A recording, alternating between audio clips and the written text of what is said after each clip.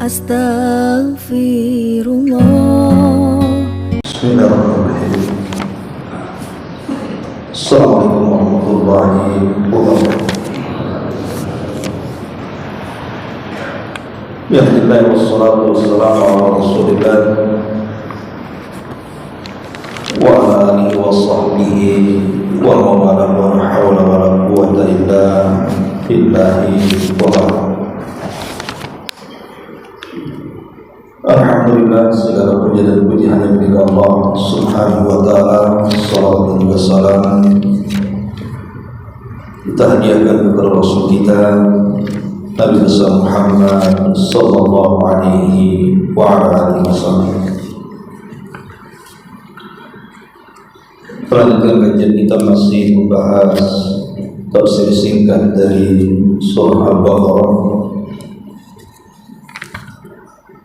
dan kita masuk pada ayat ke-168 dan seterusnya. A'udzubillahi minasyaitonir rajim. Bismillahirrahmanirrahim. Ya ayyuhan nasu kulu mimma fil ardi halalan thayyiban wa la tattabi'u khutuwatis syaitan innahu lakum aduwwun mubin. Innama ya'murukum bis-su'i wal fahsya'i wa an taqulu 'ala Allahi ma la ta'lamun. Wa idza qila lahum ittabi'u ma anzalallahu qalu bal nattabi'u ma alfayna 'alaihi aba'ana awalau kana aba'uhum la ya'qiluna syai'an wa la yahtadun.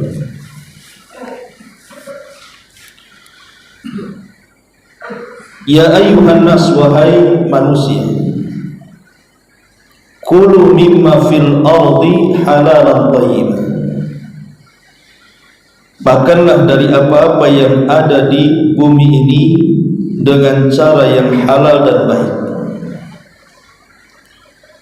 Wa la tattabi'u khutuwatis syaitan, dan janganlah kalian mengikuti langkah-langkah syaitan. Innahu, sesungguhnya syaitan, lakum, bagi kalian, adu mubin, musuh yang nyata. Innama ya'murukum, ketahuilah bahwa syaitan itu hanya memerintahkan kalian bis-su'i, dengan keburukan, wal fahsya, dan kekejian, wa an taqulu 'ala Allah, dan agar kalian mengatakan terhadap Allah ma la ta'lamun, dari apa yang kalian tidak tahu. Di sini Allah Subhanahu wa taala menyeru semua manusia, ya ayyuhan nas. Padahal surah Al-Baqarah ini dia adalah surah Madani. Jadi surat yang pertama kali turun di kota Madinah pasca hijrah Rasul sallallahu alaihi wasallam dari Mekah ke Madinah, turunlah surah Al-Baqarah. Dan umumnya panggilan-panggilan dalam surah Al-Baqarah itu menggunakan ya ayyuhalladzina amanu, wahai orang-orang yang beriman. Tapi dalam ayat ini panggilannya berbeda. Ya ayyuhan nas, wahai manusia. Artinya bahwa tidak semua panggilan ayat-ayat yang sifatnya madani turun setelah hijrah Nabi SAW harus menggunakan ya ayyuhalladzina amanu. Itu kaidah secara umum. Tapi ada beberapa ayat yang dia ayat-ayat madani, bukan makki, bukan turun sebelum hijrah, tetapi menggunakan panggilan ya ayyuhan nas, seperti dalam ayat ini. Artinya Allah Subhanahu wa taala memanggil semuanya, mukminuhum kafiruhum, baik orang mukminnya atau orang kafir. Kulu mimma fil ardi halalan thayyiban, makanlah dari apa-apa yang ada di bumi ini secara halal dan baik. Dari sini ada kaidah para ulama bahwa asal dari makanan atau minuman itu halal dimakan, kecuali yang diharamkan Allah Subhanahu wa taala dan juga Rasul. Dan dari sini juga mengatakan bahwa sesuatu yang halal itu jauh lebih banyak dibandingkan yang haram, dan sesuatu yang baik itu lebih banyak dibandingkan yang buruk. Di sini Allah Subhanahu wa taala ceklik hebat di kota Madinah.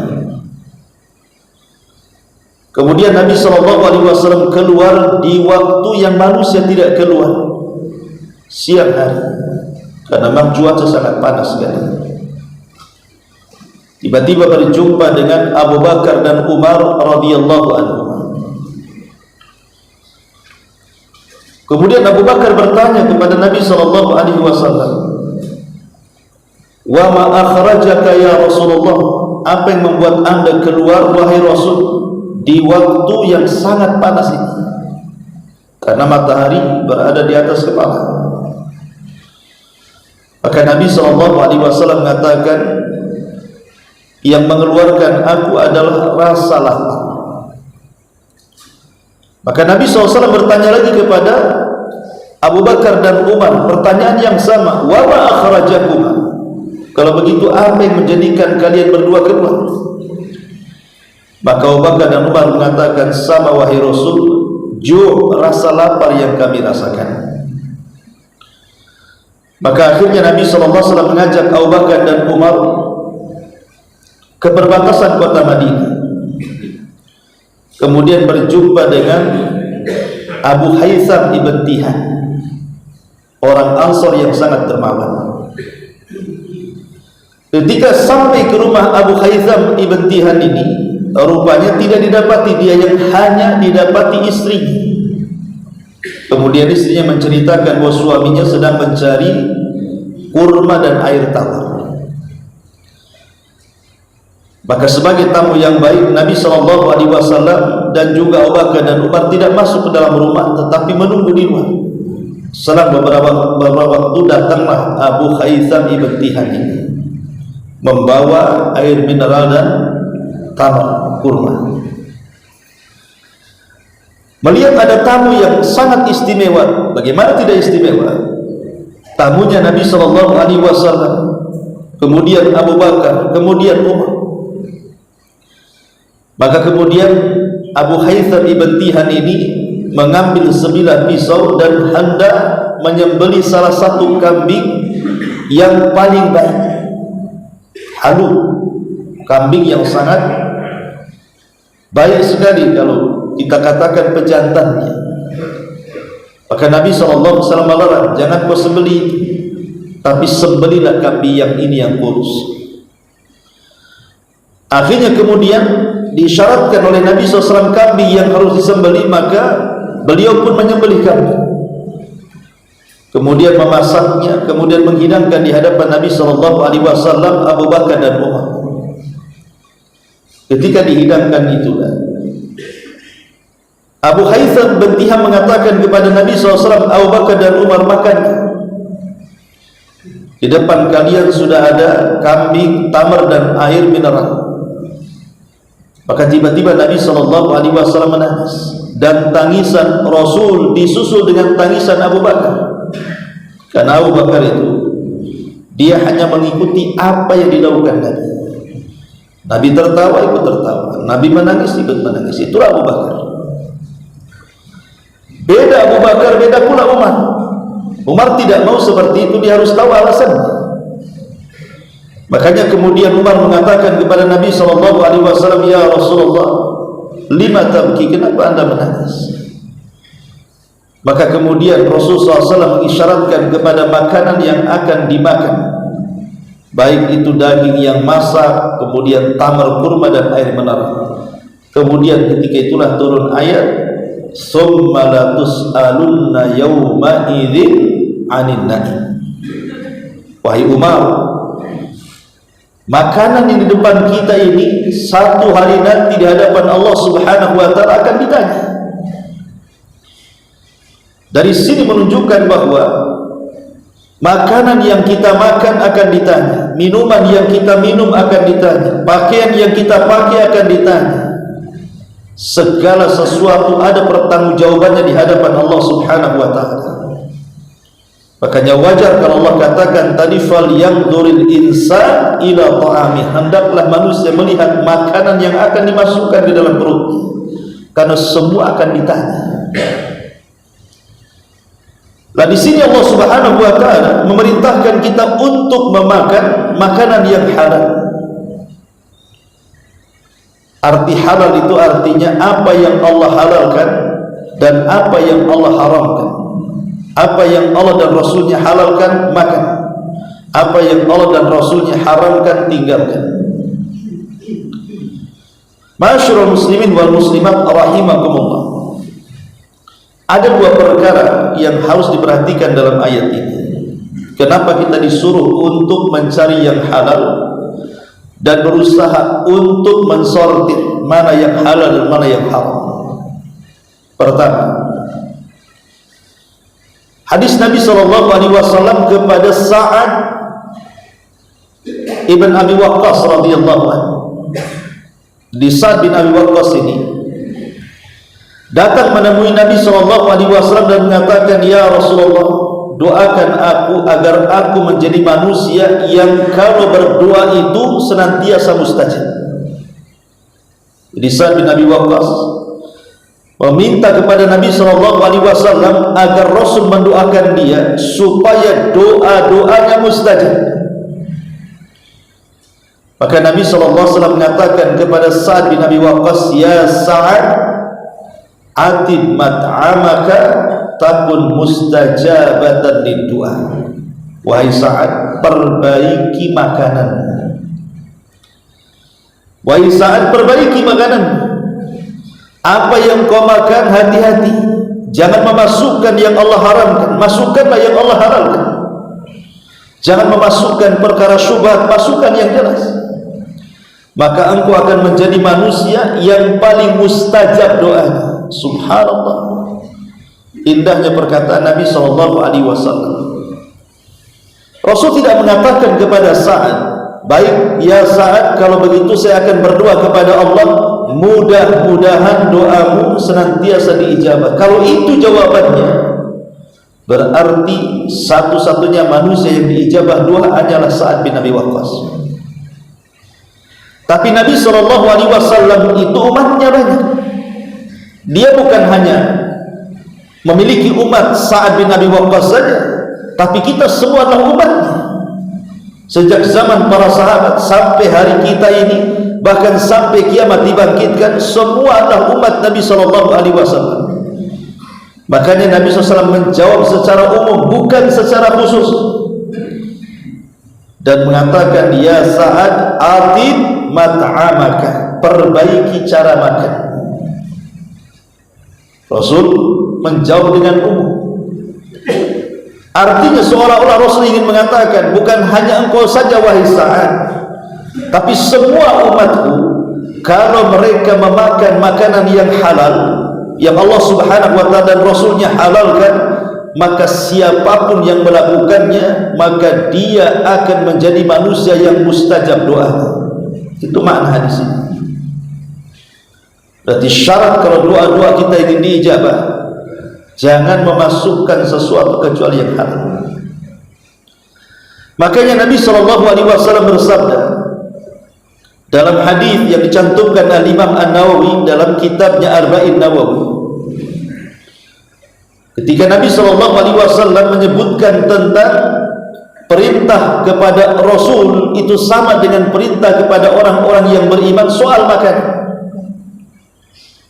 Adapun perintah kepada Rasulullah mengatakan, ya ayyuhar rusul kulu min thayyibati wa'malu salihah.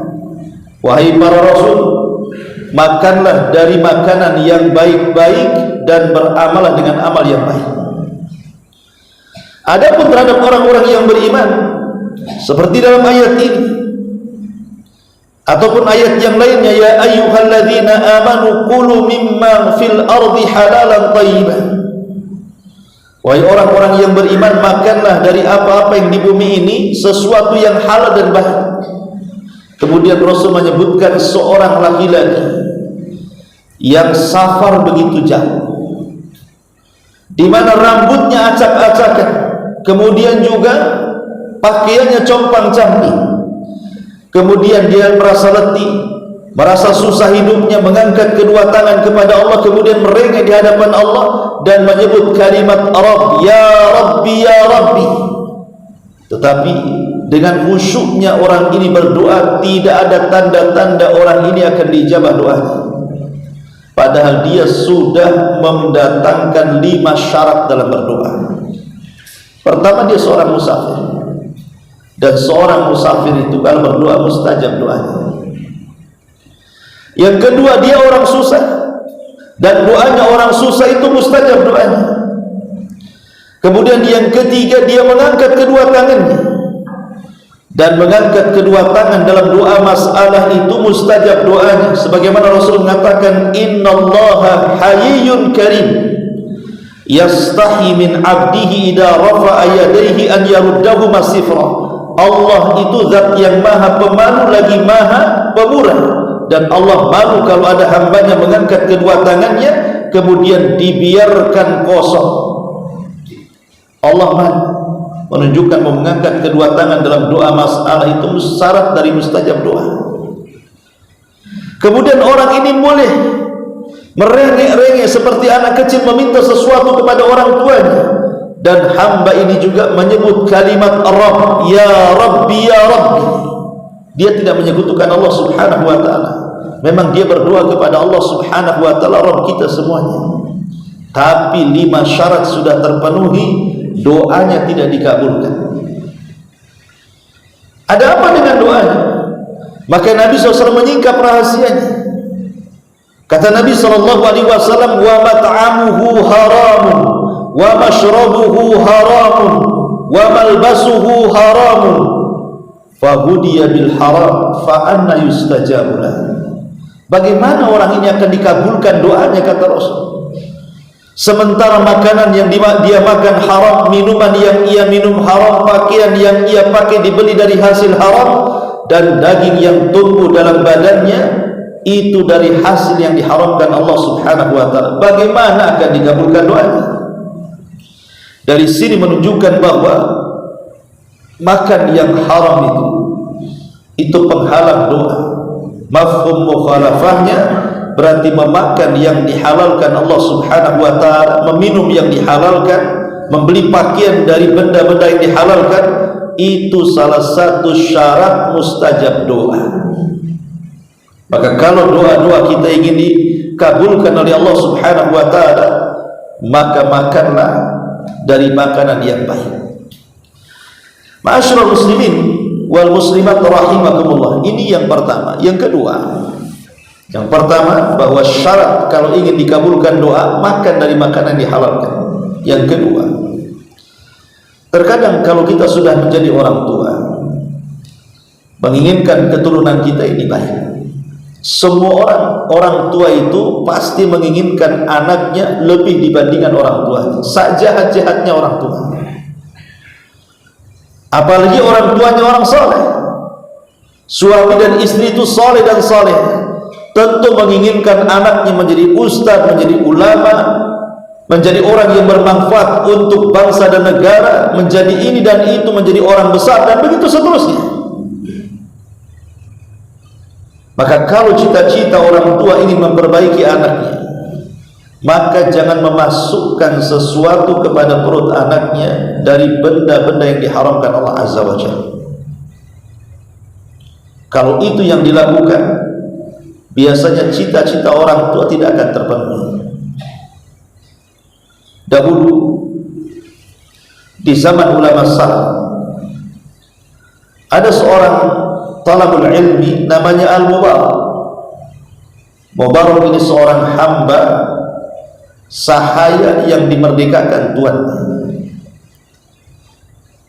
Karena melihat kesolehannya, Setelah dimerdekakan oleh tuannya, maka dia pun kemudian rihlah li talabul ilmi, melakukan perjalanan untuk menuntut ilmu.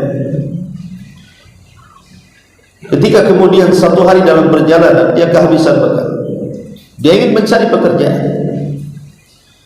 Akhirnya setelah mencari pekerjaan, dapatlah dia pekerjaan untuk menjaga kebun dengan upah sekian dan sekian. Kebetulan yang dijaganya itu adalah kebun delima. Maka karena dia orang saleh, orang baik, dan seorang muslim itu berdasarkan syarat yang ditentukan dalam sebuah pekerjaan, maka dia betul-betul mengambil pekerjaan itu dengan cara amanah. Satu hari setelah lama bekerja di kebun itu, datanglah majikannya, dan selama ini dia tidak tahu majikannya yang mana. Kemudian tuannya ini mengatakan kepada Mubarak ini, petikkan kepadaku satu buah delima. Akhirnya kemudian Al-Mubarak asal ngambil saja, kemudian diberikan kepada tuannya. Rupanya rasanya tidak manis, rasanya kecut. Kata tuannya, ambil yang lainnya. Setelah beberapa kali disuruh mengambil, semua rasanya sama, tidak ada yang manis.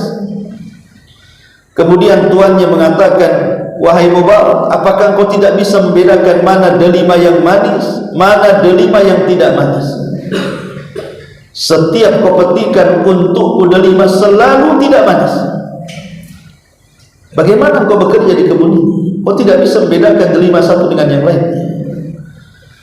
Maka Mubarak mengatakan, wahai Tuan, aku diperintah engkau untuk menjaga kebun, bukan untuk makan buahnya. Sejak aku bekerja sama kamu, aku tidak pernah mencicipi satu buah delima, baik yang ada di tangkainya ataupun yang jatuh ke tanah, karena tugasku hanya merawat kebun sebagaimana perintah Anda. Begitu awalnya Al-Mubarak. Zaman sekarang mana ada yang menjaga kebun? Itulah yang pertama kali metik buah dibandingkan yang punya kebun. Bahkan yang lebih celakanya, yang jaga kebun itulah yang memanen kebunnya. Yang punya kebun bingung kenapa tak ada buahnya, yang banyak ya. Jadi akhirnya kemudian takjublah pemilik kebun ini, siapa orang ini sebenarnya? Akhirnya kemudian tuannya mengatakan, wahai Mubarak, bagaimana kalau besok kau datang ke rumah? Ada sesuatu hal yang kita bincangkan. Keesokan harinya Mubarak datanglah ke rumah tuannya dan mengatakan, wahai Mubarak, dari mana asal usul? Akhirnya diceritakan. Kemudian kata tuannya, wahai Mubarak, aku punya anak perempuan, dia sudah layak untuk menikah. Karena tadi kau bercerita kau seorang talabul ilmi, tentu kau memiliki ilmu. Saya ingin tanya, bagi seorang wanita, kalau orang tuanya hendak menjodohkan dengan seorang laki-laki, kriteria laki-laki yang cocok untuk anakku itu seperti apa? Maka Mubarak mengatakan, wahai Tuan, orang-orang Yahudi ketika menikahi perempuan, maka mereka menikahi karena kecantikannya. Adapun orang-orang Nasrani ketika mereka menikahi seorang wanita, maka mereka hanya menikahi karena hartanya. Adapun seorang mukmin menikahi seorang wanita itu karena ketakwaan dan akhlaknya. Maka kemudian tuannya mengatakan, demi Allah, aku tidak pernah melihat apa yang kau sifatkan kecuali ada pada dirimu. Menikahlah dengan putri. Padahal Abdullah bin Mubarak tidak menceritakan dirinya. Kalau kita kan ceritakan ini, kalau bisa seperti saya mungkin kalau kita. Tapi kan Abdullah bin Mubarak tidak menceritakan dirinya.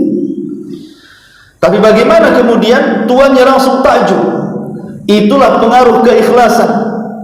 Ulama mengatakan inilah pengaruh keikhlasan. Ikhlas itu pasti membawa pengaruh. Sedikit banyak akan membawa pengaruh, menjadi magnet bagi tuannya. Akhirlah menikahlah Mubarak ini dengan putri tuan pemilik kebun yang sangat kaya ini. Setelah ayahnya meninggal, maka warisannya jatuh ke tangan Mubarak dan istrinya. Jadilah dia orang kaya. Tapi yang ingin saya ceritakan adalah setelah Al-Mubarak ini menikah dengan putri daripada tuan saudagar kaya ini, pemilik kebun, pedagang sukses, akhirnya kemudian dia memiliki satu putra namanya Abdullah. Maka dikenallah dalam sejarah putra Mubarak ini disebut dengan Abdullah ibnu Mubarak, ulama dunia, ulama yang paling kondang di Irak di zaman itu, yang Allah Subhanahu wa taala bukan menganugerahkan kekayaan saja dari warisan ayahnya, bahkan lebih berkembang lagi kekayaannya. Karena Abdullah bin Mubarak terkenal seorang pedagang hebat keliling dunia di zaman itu. Tapi dia juga seorang alim. Dari mana-mana negeri datang belajar kepada Abdullah bin Mubarak. Kenapa sedemikian berkahnya Mubarak ini punya anak Abdullah bin Mubarak sehingga menjadi ulama dunia, dan akhirnya Mubarak dikenal namanya karena putranya Abdullah bin Mubarak. Sekali lagi, karena waraknya. Warah itu artinya meninggalkan syubhat. Kalau zuhud itu meninggalkan yang diharamkan. Karena dia warah kan gitu. Dia tidak mau memakan delima yang jatuh pun tak mau, apalagi yang jelas-jelas dipetik, karena memang tidak ada perintah untuk itu dari tuannya.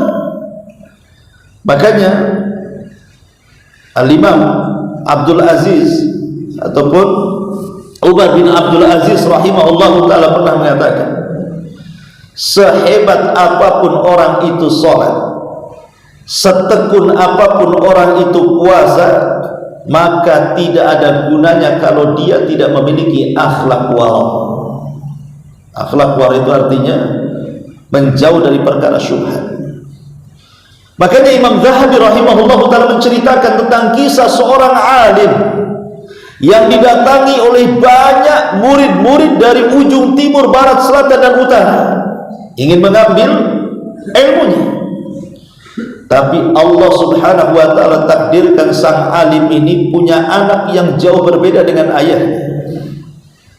Anaknya nakal, tidak mewarisi akhlak ayahnya, bahkan tidak mewarisi akhlak ilmunya. Jadi orang tuanya seorang alim, semua belajar kepada dia, tapi anaknya tidak mencerminkan itu bapaknya.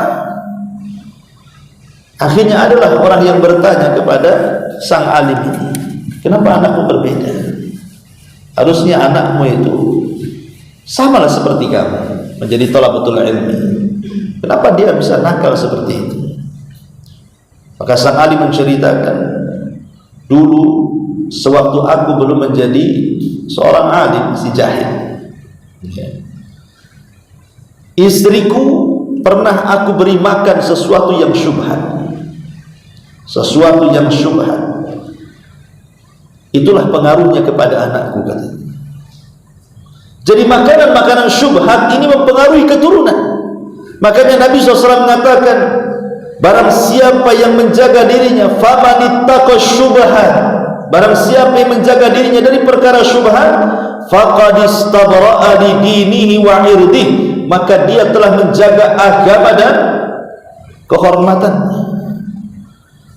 Jadi kalau perkara syubhat saja bisa mempengaruhi keturunan kita, kenapa anak kita bisa jadi bejat, bisa jadi nakal, bisa jadi tidak karuan itu boleh jadi karena perkara syubhat yang kita masukkan. Macam mana perkara haram pula yang sudah jelas-jelas gitu kan? Maka tentu pengaruhnya lebih besar daripada perkara syubhat. Makanya dahulu ada seorang ulama namanya Al-Imam Al-Juwaini. Imam Juwaini itu dikenal dengan Imam Al-Haramaini, guru daripada Imam Ghazali.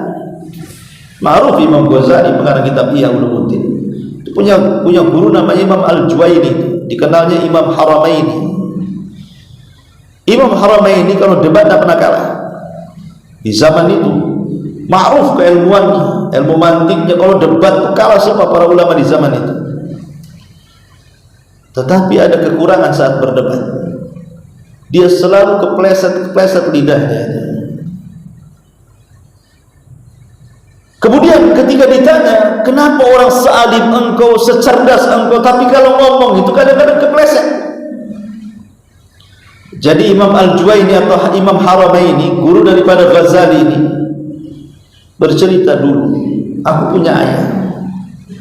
Ayahku tidak suka kepada istriku, kepada ibuku, istrinya, untuk memakan makanan yang diberi orang lain.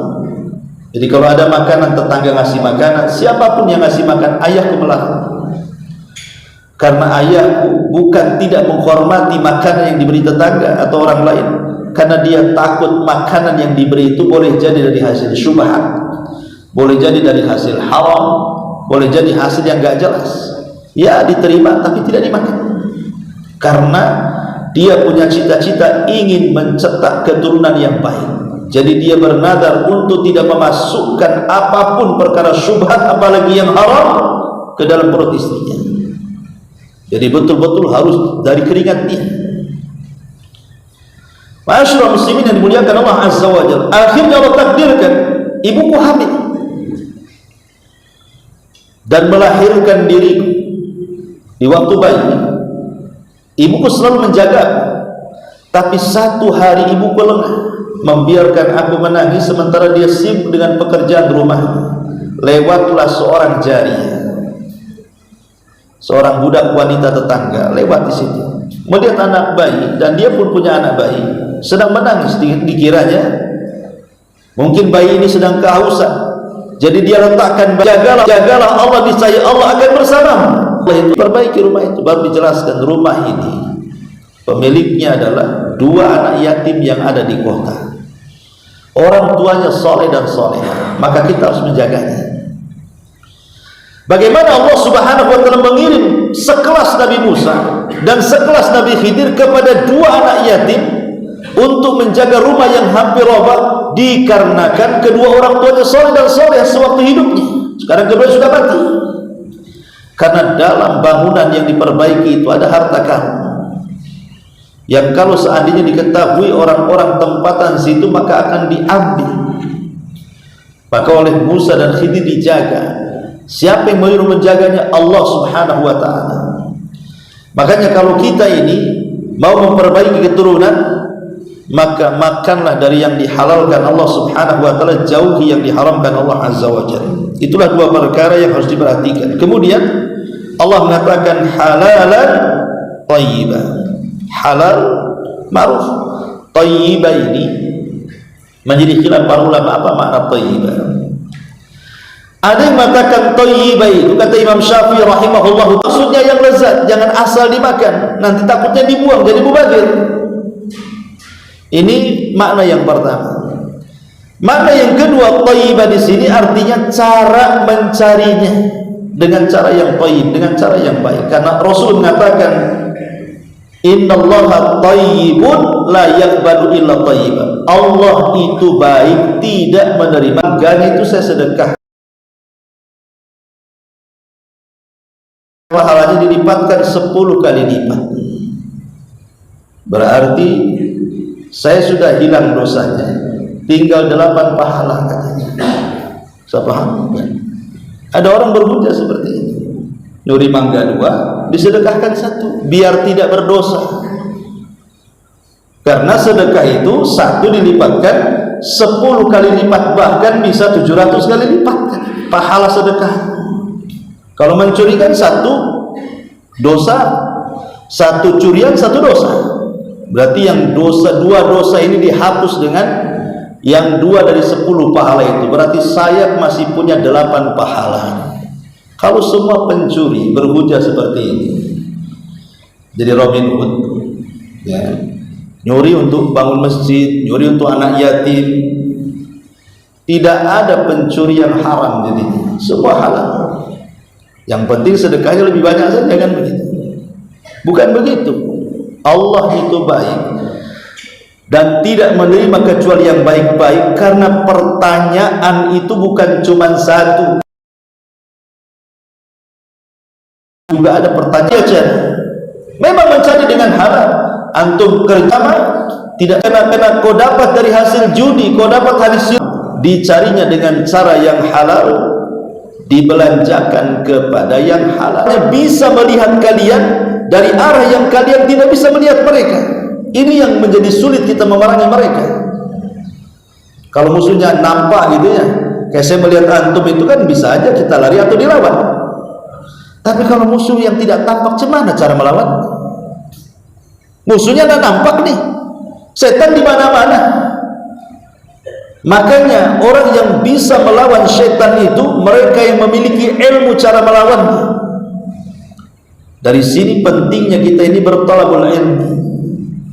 Karena orang jahil tidak tahu cara melawannya. Hanya dengan ilmu lah melawan khutuwat-khutuwat syaitan itu.